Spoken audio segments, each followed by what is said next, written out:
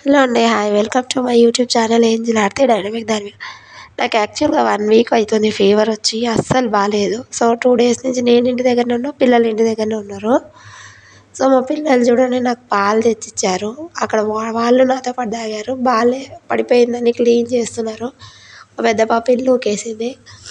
చూడండి ఏమన్నా మా చిన్న పాప వాటర్ తీసుకొచ్చింది, టాబ్లెట్స్ తీసుకొచ్చింది. "ఏమమ్మ ఏసుకో" అని జెండు బామ్ కూడా పెడుతుంది నాకు.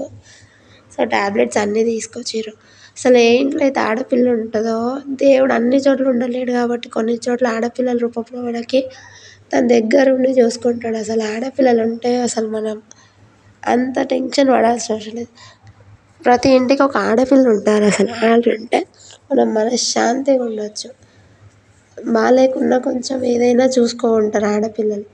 మా పిల్లలు నాకంతా బాలేకపోతే చూసుకుంటే ఎవ్వరు లేరే అనే ఫీలింగ్ ఏం లేదు నాకు.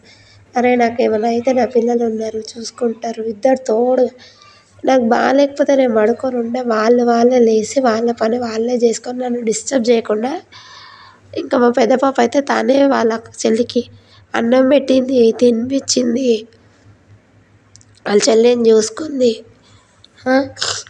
అసలు యాక్చువల్‌గా అయితే నార్మల్‌గా వాళ్ళిద్దరు కొట్టుకుంటారు. నాకెప్పటినుంచైతే హెల్త్ బాలేదో వాళ్ళు కొట్టుకోవడం కూడా మానేసిర్రు. వాళ్ళే హోంవర్క్ రాసుకుంటున్నారు. వాళ్ళే ఏదో ఒక వర్క్ చేసుకుంటున్నారు కానీ నన్ను మాత్రం డిస్టర్బ్ చేయలేదు.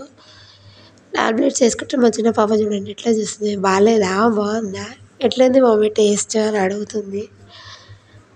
బా ఏసుకోనన్నా అని నీకు భయం లేదు మమ్మీ. మమ్మల్ని అయితే ఏసుకోమంటావు కదా!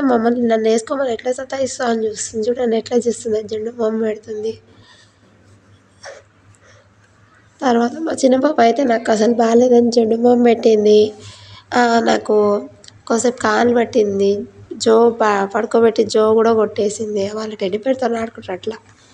వాటర్ అన్నీ తెచ్చిచ్చి నన్ను మళ్ళీ పడుకోబెట్టి వాళ్ళిద్దరు రూమ్‌లోకెళ్ళి ఆడుకుంటున్నారనమాట. మా పెద్ద పాపనేమో అన్నీ చదురుతుంది. ఇక తీసినయన్నీ పైకి పెట్టేస్తుంది. వాళ్ళే వీడియో తీశారు. వీడియో కూడా వాళ్ళే తీశారు ఇద్దరు కలిసి. అందుకే ప్రతి ఇంటికి ఒక ఆడపిల్ల ఉండాలి. ఆడపిల్ల ఉంటేనే అందం. ఆ ఇల్లు అందం.